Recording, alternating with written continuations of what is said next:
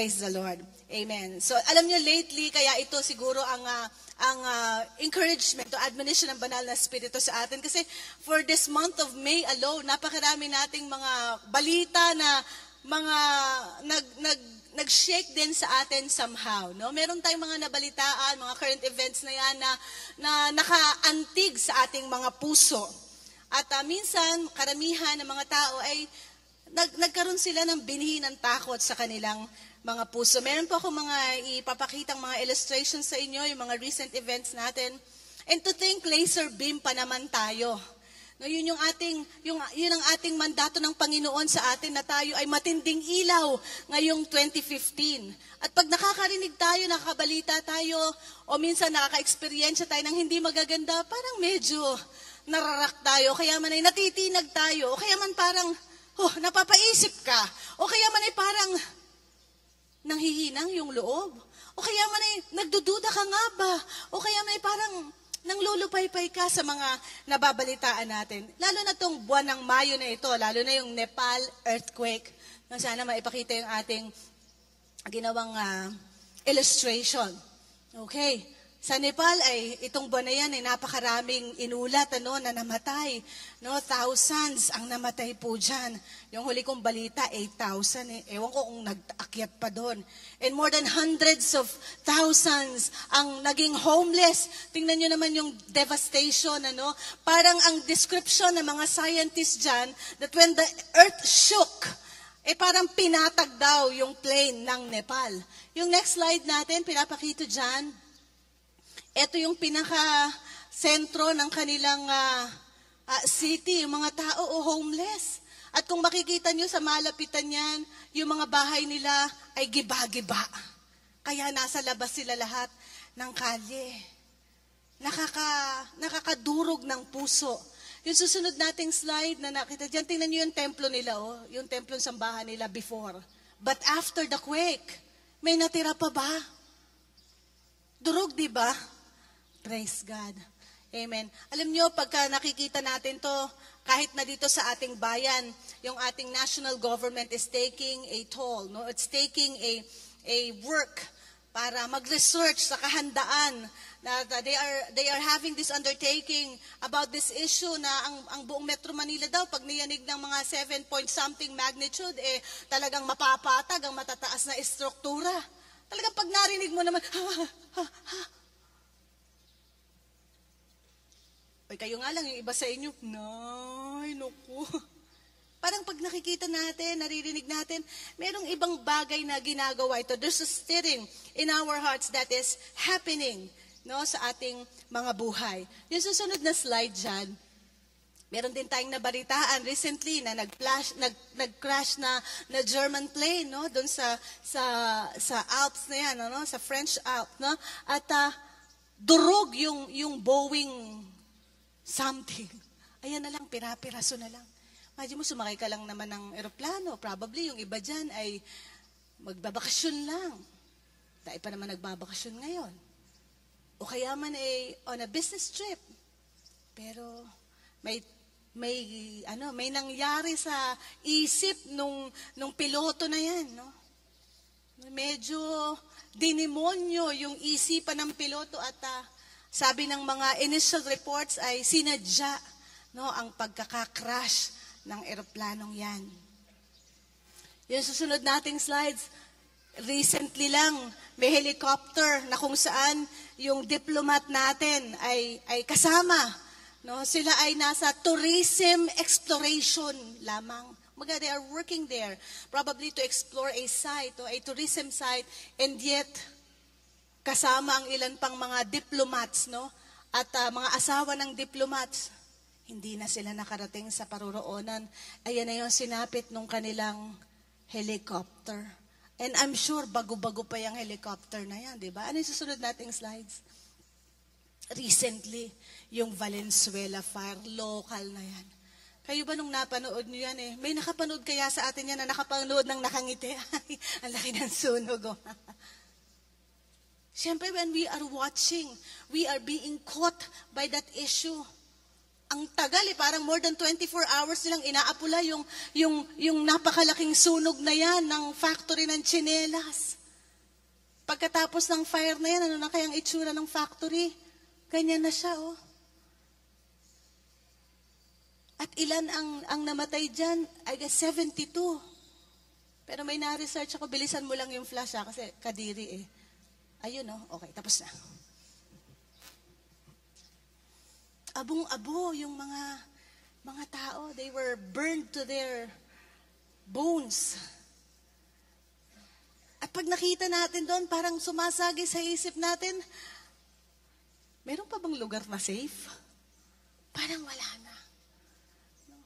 At tayo namang mga Kristiyano, yes, we are concerned, pero bantayan natin yung ating overly concerned kasi minsan natatakot na tayo No, nagkakaroon na ng binhi ng takot. Alam niyo, sabi sa Jeremiah chapter 51, verse 46, "Do not lose heart or be afraid when rumors are heard in the land. One rumor comes this year, another the next. Rumors of violence in the land and of ruler against ruler." Huwag daw tayong mapanghinaan ng loob. Kasi ngayon may mababalitaan tayo. Bukas meron na naman. Sa susunod na buwan, meron na naman. Sa susunod na taon, meron na naman. And what it will lead us, anong mapapala natin doon? Matatakot tayo. We will lose heart. These bad tidings and news can cause fear in our hearts. Nag-i-instill ito ng takot, apprehension, pag-aagam-agam sa ating mga puso. Parang nga talagang wala ka nang pupuntahang safe. Meron pa bang safe? It can cause our hearts to faint, manghina, manglupaypay ang ating mga puso. It can make us to doubt.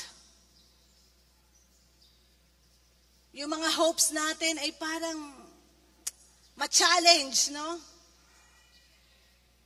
Kahit na yung pag-uusap na darating na si Lord, parang pag pinag-uusapan natin yan, parang doomsday sa atin, hindi ba? We could be discouraged upon hearing bad tidings. We can be weakened in our faith. No? Yung disposition natin can be affected by all these things. And pinaka-common to all, it can steal our joy. Sabi mo nga, tingnan mo yung katabi mo, sabi mo sa kanya, joy. Sa mga preaching ni Bishop Jonathan, pag when you ever mention the word joy, dapat daw ear to ear yan. It can steal our joy. Di man nangyari sa'yo, hindi naman ibig sabihin, no, di ka nalungkot ay you're ruthless, wala kang puso, wala kang pag-ibig, you're indifferent. Hindi yun But sometimes these things can steal our joy. Ito yung mga literal na killjoy. Killjoy. Okay? Meron bang mga killjoy sa buhay nyo? Meron? Maliban dyan sa katabi nyo. Ito si killjoy Gusto pa naman mag-outing ngayon. Nandito tuloy kami. Killjoy. Okay? Mga joy killers, mga taga-buhos ng nag-uumapaw mong galak sa Panginoon. Sabi sa Psalms 37 verse 18, "The blameless spend their days under the Lord's care." So when we hear of these rumors and these disasters, sabi ng Biblia, wow, the blameless spend their days under the Lord's care, and their inheritance will endure forever. In times of disaster, they will not wither. In days of famine, they will enjoy plenty. Wow. Pag nakabalita raw tayo ng mga disasters na ganito, there's nothing we can do about it. It happened. Nangyari po ito at may mangyayari pa. Pero wow, ano naman ang sinasabi ng ating Panginoon sa Psalms 37? We are under His care. Yung mga nagmamahal sa ating Panginoon, we are under God's care. Sino ang nagmamahal dito sa ating Panginoon? Taas ang kamay. Huwag kayo matrouble. Do not lose heart. You are under God's care.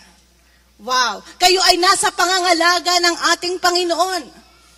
Pag nga may lumindol, kahit mabiyak ang lupa sa gilid mo, sa kanan, sa kaliwa, sa harapan, sa likod, ititira ng Panginoon yung tinatayuan mo. Bakit? You are under God's care. Amen. Amen. Naalala ko noon sa sunog, si Jeff at saka si Ellen. Nandito ba si Jeff at saka si Ellen? Pag naaalala ko yung sunog, naaalala ko talaga sila eh. Kasi they were here exactly sa ating 10:30 service. When they heard the news, tinawag sa kanila, nasusunog ang buong bloke na kung saan ang bahay nila ay nakatayo.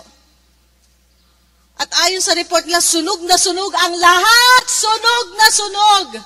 Nakapagtataka yung bahay nila nananatiling nakatayo. We are under God's care. Amen. Nasa pangangalaga tayo ng ating Panginoon. Disaster may come and go, but we are under God's care. Wow, sarap ng feeling, sabi mo sa katabi mo, inaalagaan ako ni Lord. Amen. Kahit daw magtaggutom, we will enjoy plenty, sabi sa Psalms 37. So God's word provided us confidence in any situation. Binibigyan tayo ng kumpiyansa ng ating Panginoon if we can only rely on the word of God. Kung talagang ikaw ay aasa at magtitiwala, mananampalataya ka sa salita ng Diyos, talagang ikaw ay pangangalagaan ng ating Panginoon.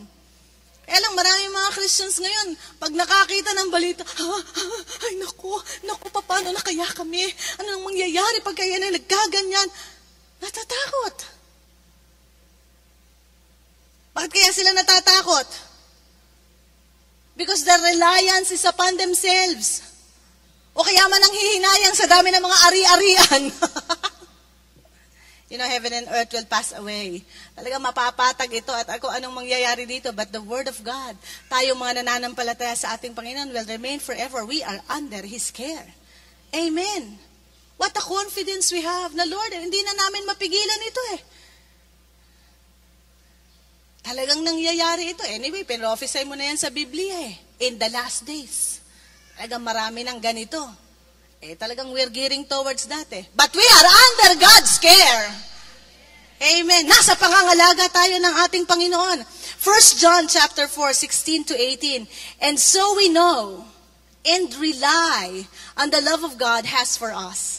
We can rely on the love. Pwede nating sandigan, pwede nating asahan, pwede natin talagang maging pader ang salita ng Diyos sa ating mga buhay.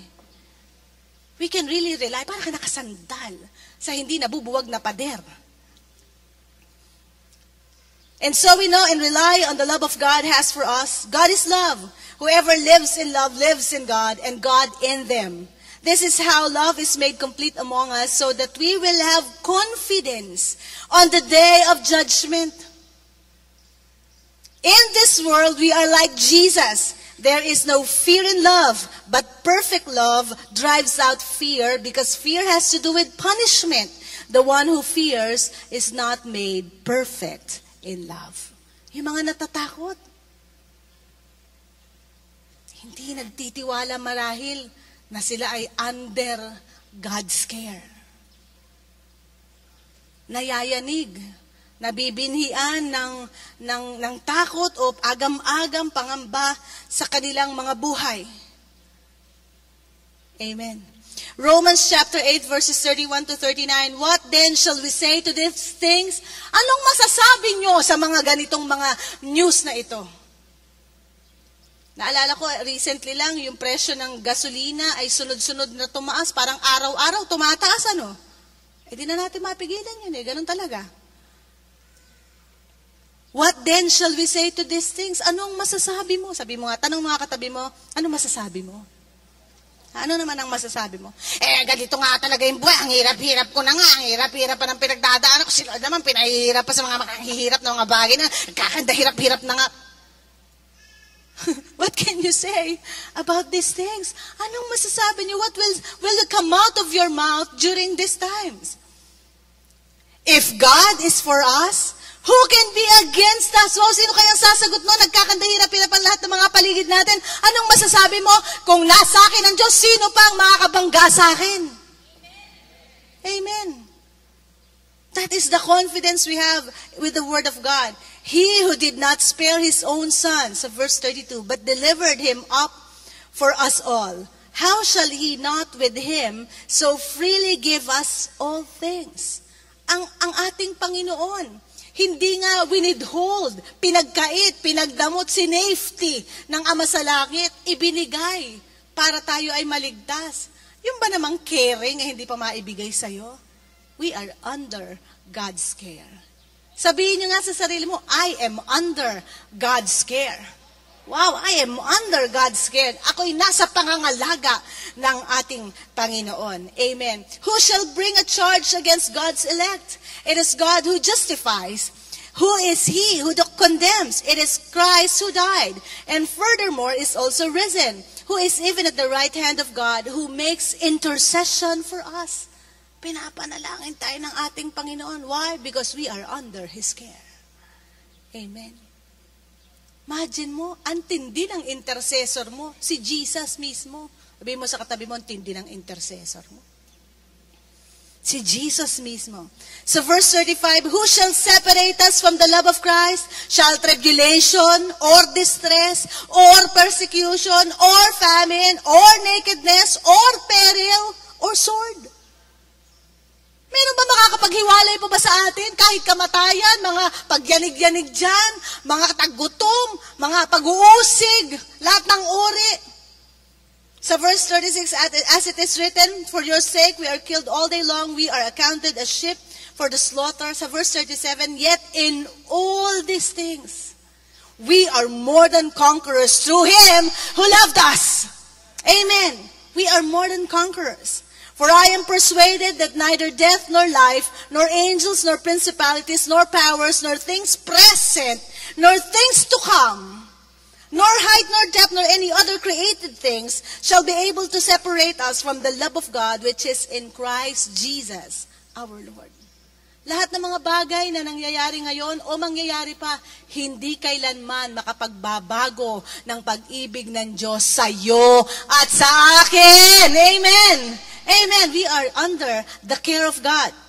So how do we overcome? Paano daw natin ma-overcome ang mga KJ na to sa ating mga buhay? No, when things attack us, no, may umaatake sa atin. Merong nagbabagabag sa atin. Merong mga sitwasyon that are so persistent na talagang nasishake ka. O merong mga bagay sa ating kapaligiran na nangyayari na hindi mo maiwasan. O meron kang mga personal conflict sa sarili mo. May mga bagay na nangyayari sa buhay mo na gusto mo nang ma-overcome, gusto mo nang malagpasan, gusto mo nang matapos. Meron ba? Sino po sa inyo dito ang meron ng gustong tapusin ng Lord sa buhay niya sa araw na to? Taas ang kamay. Hindi yung buhay niyo, hindi buhay niyo. Sitwasyon. Mga problema na yan that are so persistent. Amen. I have listed 5. Marami pa ito if you will research the scripture and rely and have confidence on the word of God. Number 1, remember who you are. Alalahanin mo kung sino ka. Sino ka ba? Ako, si Weng Alejo. Weno ngayon. Weno ngayon. Sa Galatians chapter 4:7, so you are no longer a slave, but God's child. And since you are His child, God has made you also an heir. Ako'y anak ng Diyos. Sa mga bagay na ating dinaranas o ating dinadaanan, alalahanin mo, anak ka ng Diyos. Oy, anak ka ng Diyos. Nakakalimutan natin Kala natin anak lang tayo ng tatay natin. Hindi, anak ka ng Diyos. Praise God. You are a child of God. So whenever you are facing a situation, o merong kang conflict, o merong disaster, o merong mga bagay that is rocking you somewhere, remember that you are a child of God. Anak ako ng Diyos. Ay, yung iba, pag meron mga sitwasyon sa buhay, ang unang-unang naaalala, magkano na ba yung pera ko sa bangko? Naku, wala nga pala akong pera. Naku, Lord, yung mga yung mga ari-arian ko, yung mga negosyo ko, ang dami na inalala. Pag may sitwasyon, paano na kaya yun, Lord? Paano ko pagpapatuloy? Naku, paano? Dami lang. Kinumplikan. You are a child of God. Una mong alalahanin, anak ka ng Diyos. Sabihin mo sa sarili mo, anak ako ng Diyos. I am a child of God. Praise God. The second thing, build up your faith. Build up your faith. Pagka medyo kinakabahan ka na, Nawawala na yung kumpiyansa ko. Teka, Lord, parang nakakaduda na to Build up your faith. Faith that overcomes the world. Sabi sa Jude chapter 1 verses 20 to 21, but you, dear friends, by building yourselves up in your most holy faith and praying in the Holy Spirit, keep yourselves in God's love as you wait for the mercy of our Lord Jesus Christ to bring you to eternal life. Build up your faith. Palakasin mo ang pananampalataya mo. I kept on saying every time na nagpipreach ako, kung may problema ka, ano ngayon kung may problema ka? Sabi mo sa katabi mo, ano ngayon? Ano ngayon? Hindi ba kayo nakakahalata sa problemang yan? Hindi na nawawala, Pag may problema ka ngayon, na-solve ba? Praise God, na-solve. Woo! Bukas, may problema ka na. Hindi kayo nakakahalata. Para pa ulit-ulit, ganun talaga May kaaway talaga tayo May mga sitwasyon Nandito tayo sa mundong ito, imperfect. Kaya maraming mga sumusulpot na mga imperfections din. Diba? But what will we do? What can we say to these things? Build up your faith. Palakasin mo ang iyong pananampalataya. Instead na pinapalakas mo yung takot.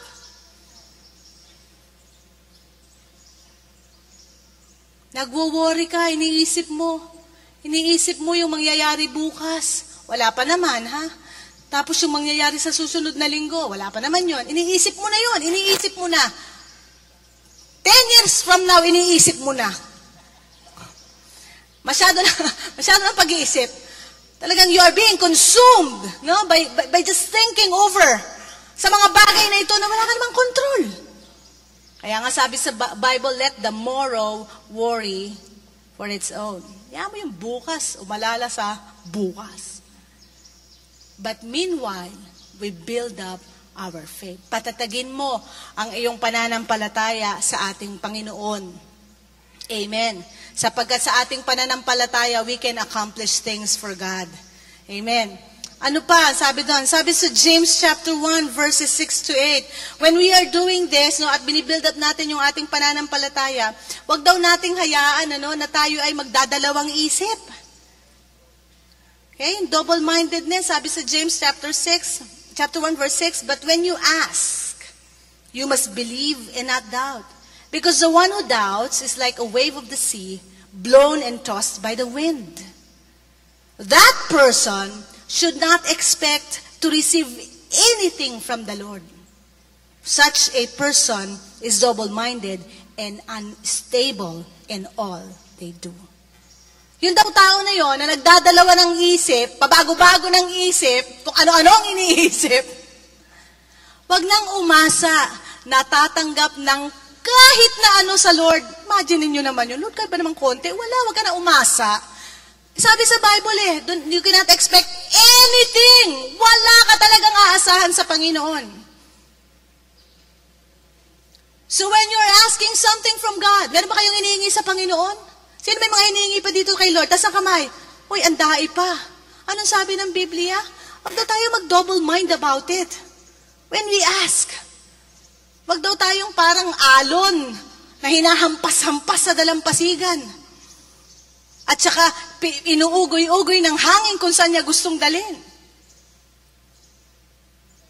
Wag daw nagbabago-bagong isip natin dahil pagka nagbago-bago, sabi ng Bible, unstable ang iyong gawa. Hindi pumapalpak ang mga trabaho mo, ang ginagawa mo. At wala kang aasahan sa Panginoon.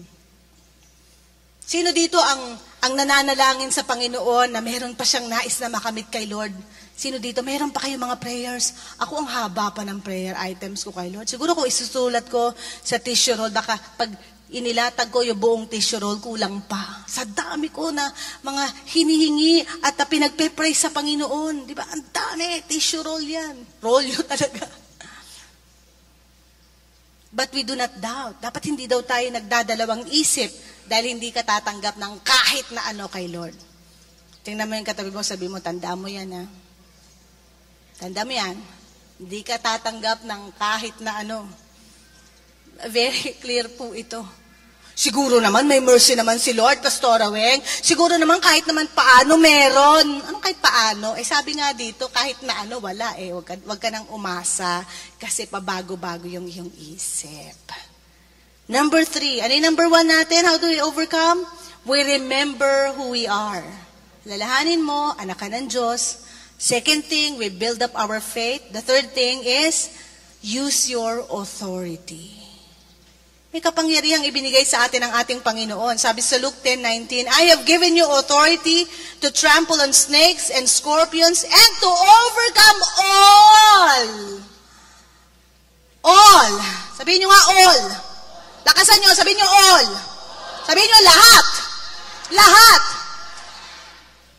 Pag in-analyze yung word na lahat, mayroon bang hindi kasama sa word na lahat?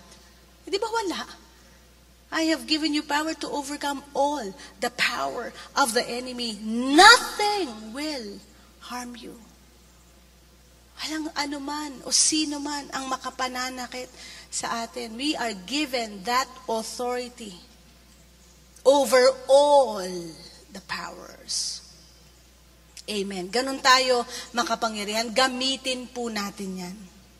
Kanina we are praying in the Spirit. We're speaking in tongues. Napaka-makapangyarihan yung kapangyarihan yon. That is a powerful weapon of warfare.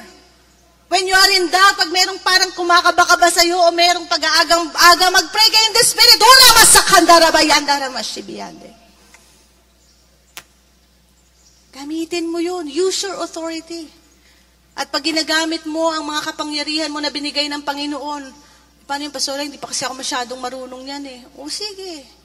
Unti-unti mo. Magbasa ka ng salita ng Diyos. Kapangyarihan din yan. Yung Word of God, i-confess mo. Sa iyong mga bibig, gusto mo mag-oral reading ka sa bahay. Ako, ugali ko to, oral reading. I like to read orally. Like to listen. Basahin ko yan. Yung nanay ko, nung siya ko ay malapit nang umuwi kay Lord, nag-oral reading po ako sa kanya. Nagbasa ako ng the Book of Psalms. Basa lang ako ng basa. At nakita ko yung kapangyarihan ng salita ng Diyos. Dali, immobile na po siya, hindi siya nakakakilos no, pero may mga action siya, no, mga uncontrolled, no. Pero by the time na binabasaan ko siya ng salita ng Diyos, nakalma.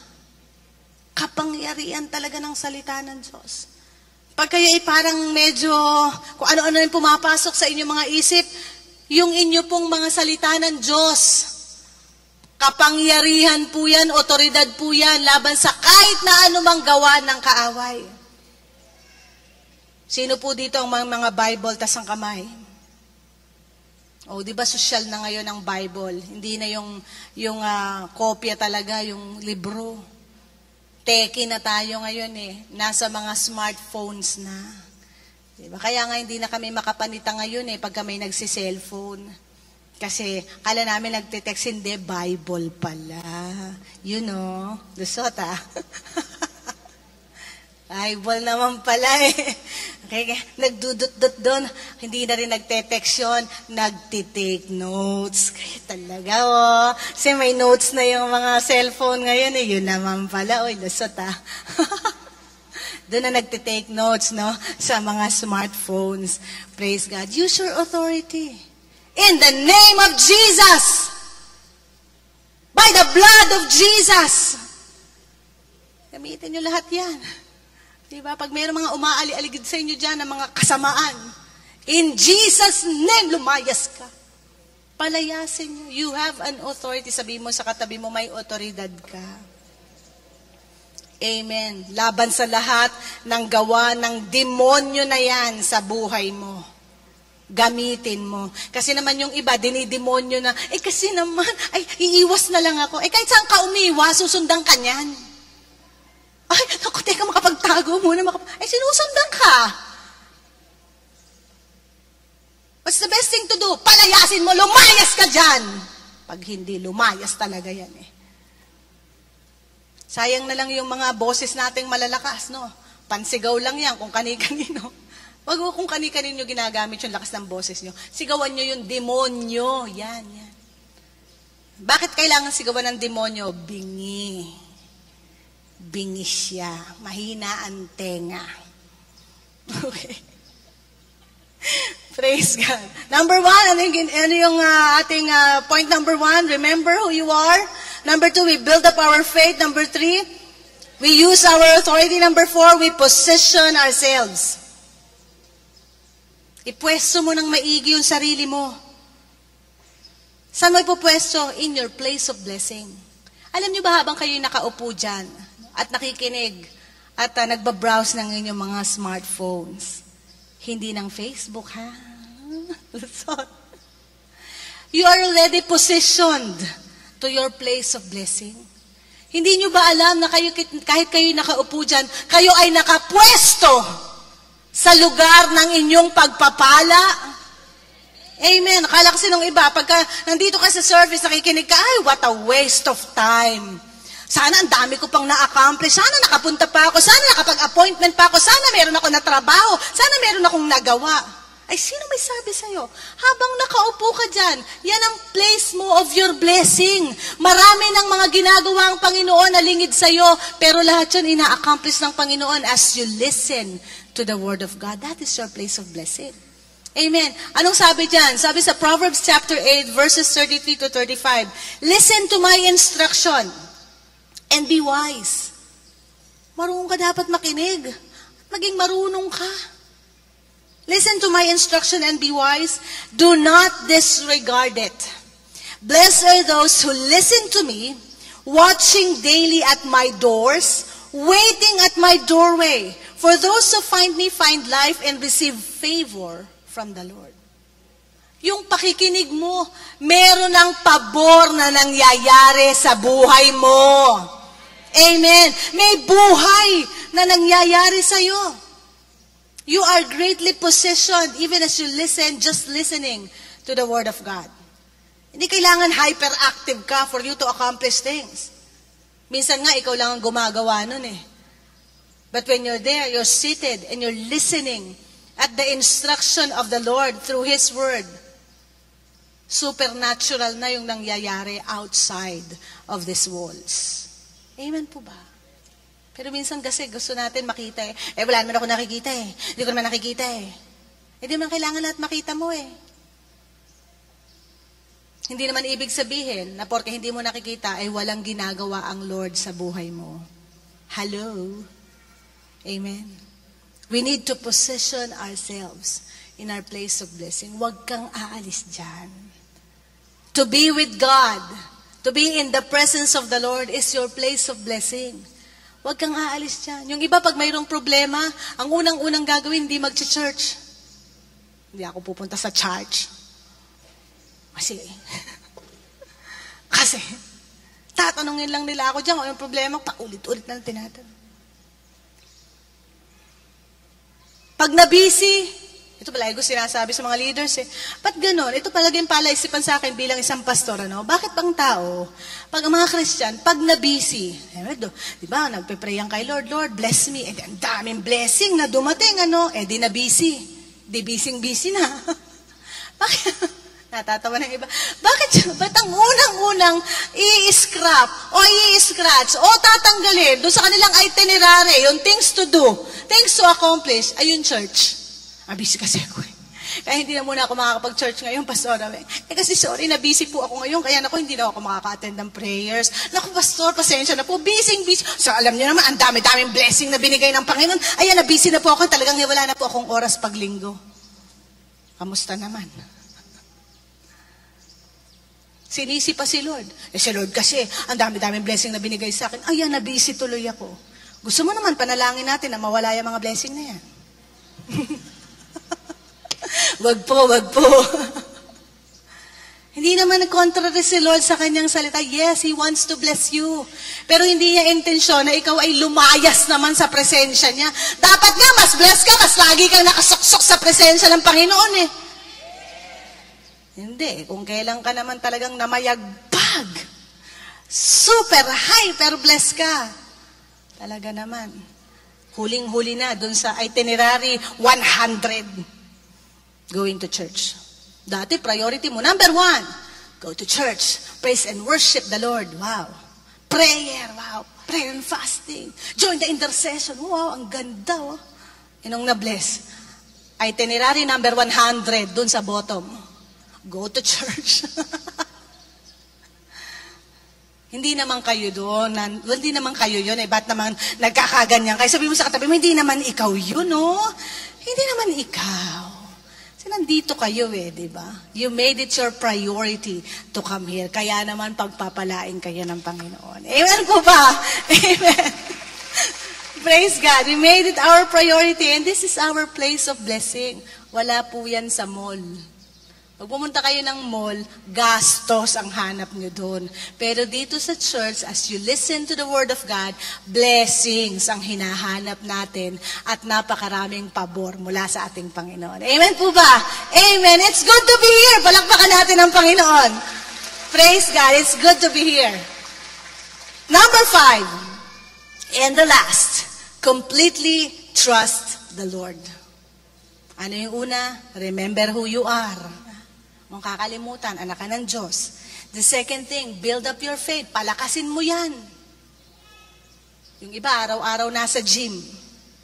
Araw-araw pagbabasa ng Biblia, hindi pinapalakas yung inner man.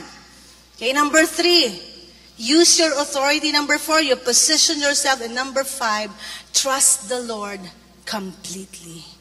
Pagtiwalaan mo naman ng Panginoon, utang na loob. Completely. Hindi ho partially. Okay? Hindi pwede sa ibang bagay nagtitiwala tayo sa Panginoon, pero sa ibang bagay ay hindi. Bakit pagdating sa mga ganitong bagay, we can trust God with our salvation? Nagtitiwala tayo, di ba, that God will save us. Tama po ba? Sino nagtitiwala na pwede tayong iligtas o niligtas tayo ng Panginoon? Tas ang kamay. Amen. Bakit pagdating sa pera, hindi na natin mapagtiwalaan ng Panginoon? O yan na naman, nahimik na naman ang bayan. Di ba parang selective yung ating pagtitiwala sa Panginoon? Ay Lord, basta pagpatungkol sa aking spiritual, I trust you. I trust you nga Pero pagdating sa pera, hindi na mapagkatiwalaan si Lord. Lord, tandaan mo, naglilingkod na ako sa iyo Araw-araw na ako nandyan. Yung pera, huwag mo nang pinapakialamanan. Kaya pag exhortation na ng giving, pumupunta na sa bathroom, sa restroom. Mamaya ho, sarado ang restroom. Papasara po namin yan. Papadla ka namin. Pero syempre, si Pastora Vicky, gracious yan. Hindi niya ipapapadlak. Pero balita ko, palalagyan niya rin ng offering box dun sa loob. Di ba? We're so gracious.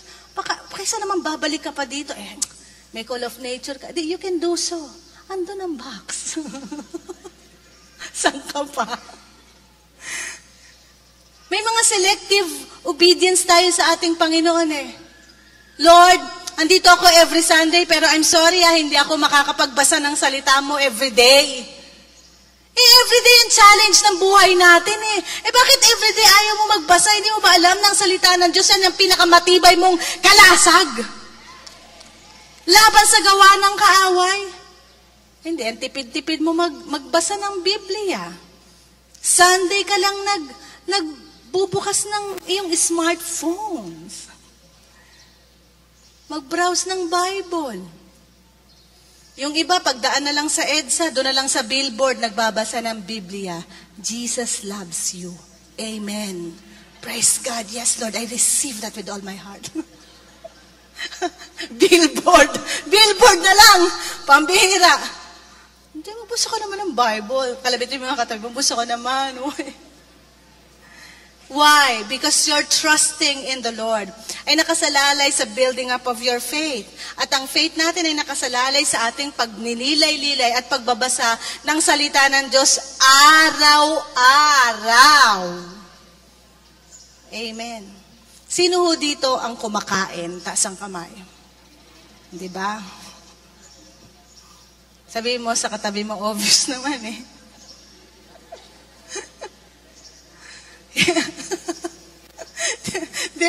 Depende pa sa type mong pagkain yan, hindi ba?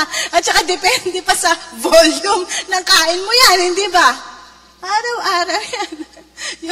yung iba, 3 beses kumakain, salamat sa Diyos. Yung iba, 5 beses kumakain. O, anong masasabi? Yung iba, 7 beses kumakain. Yung iba, hindi na tumatayo sa kainan. At ang type na type pa ay buffet. Awesome. Kaya alam niyo, mga buffet ngayon, meron lang silang oras 11 to 2. Ngayon lang. Bakit? Kasi baka merong mga hindi natatayo sa buffet. Kumakain tayo Why? Because we want to feed itong physical body natin. Or else, if we don't eat, we die. Totoo naman yon. Mamamatay tayo. But there's also one there sa ating tripartite being, the spirit man, yung spirito ng tao, na dapat pinapakain mo rin as regular as your physical. Pinapakain natin ang ating espiritu. Siguro pag in-x-ray tayo sa 3 bahagi ng ating pagkatao, ang ating katawan, ang ating kaluluwa, ang ating espiritu, pag tiningnan yung ating katawan, wow, well built. Wow, healthy. Pag tiningnan siguro yung espiritu, malnourished. Talagang payat na payat. Bakit di pinapakain Kaya naman pag may problema, at meron mga pagsubok sa buhay, ang dali-daling bumigay. Bakit?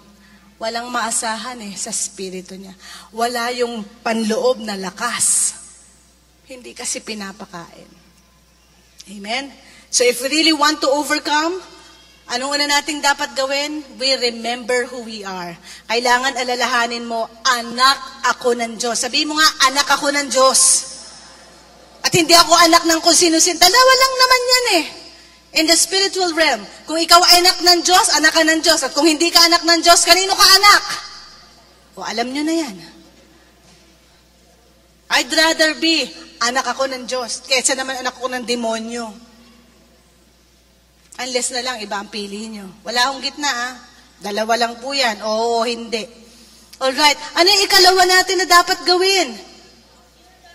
Yeah, we need to build up our faith. Palakasin natin ang ating pananampalataya. Gamitin natin ang ating mga otoridad. Tandaan mo may otoridad ka sa iyong buhay. Buhay mo yan Huwag mong hayaan na yung demonyo, suntukin ka na lang ng suntukin, ginawa ka ng punching bag. Okay? And you're just taking it. Hanggang sa wala na, bumigay ka na. Number 4, you position yourself. Paano ka magpuposisyon? You watch daily sa instruction ng ating Panginoon. You wait sa kanyang instruction. Bibigyan ka ng instruction ng ating Panginoon sa iyong buhay. And you will receive life and favor from the Lord. Tandaan nyo, araw-araw, binibigyan tayo ng pabor ng ating Panginoon. Araw-araw. Yung iba, kasi nung isang linggo, binigyan ako ng favor ng Lord, pero ngayon hindi na. Sino may sabi sa'yo? Araw-araw ang pabor ng Diyos sa'yo. Sabi mo sa katabi mo, araw-araw yon. Uy, araw-araw. Ba't hindi mo natatanggap yung pang araw-araw mo? Hindi mo kasi kinukuha You're not taking it. You're not receiving it. Likot ka kasi. Number 5, completely trust the Lord or trust the Lord completely. Buo sa lahat ng aspeto ng iyong buhay. Kung iyan ay sa iyong pamilya, magtiwala ka sa Panginoon. Kung iyan ay sa trabaho mo, magtiwala ka sa Panginoon. Sa pagninegosyo mo, magtiwala ka sa Diyos. Kahit na lahat ng sinasabi ay hindi maganda, matumal ngayon, ako sino may sabi? Year of the wooden ship ngayon, matumal. Mahinang pag-usad, mabagal. Sino may sabi sa'yo? Meron kang pabor araw-araw mula sa ating Panginoon. Kuhanin mo yun. Sabihin mo sa katabi mo, kunin mo yun. Amen. By completely trusting the Lord. Psalms 37 verses 3 to 6, trust the Lord and do good. Dwell in the land and feed on His faithfulness. Delight yourself also in the Lord and He shall give you the desires of your heart. Commit your way to the Lord, trust also in Him, and He shall bring it to pass. Bring it, Lord. Bring it. Diba? Pag tayo daw ay nagtitiwala sa ating Panginoon, the Lord will bring it. Dadali ng Panginoon, papangyarihin ng Panginoon ang mga bagay na dinidesire ng ating mga puso sa Kanya. Amen. He shall bring forth your righteousness as the light and your justice as the noonday. Wow, ikaw ay mag-uumilaw ng matinding ilaw sa Panginoon. Bakit? Ikaw ay nagtitiwala sa Diyos at ang Diyos naman ay ginagawa ang lahat ng dinidesire ng puso mo ayon sa kalooban ng Panginoon. Amen.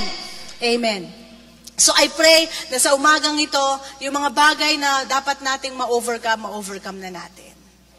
Amen. So that we can completely savor the goodness of the Lord in our lives. Meron ba kayo sa inyong mga buhay na kailangan nyong ma-overcome?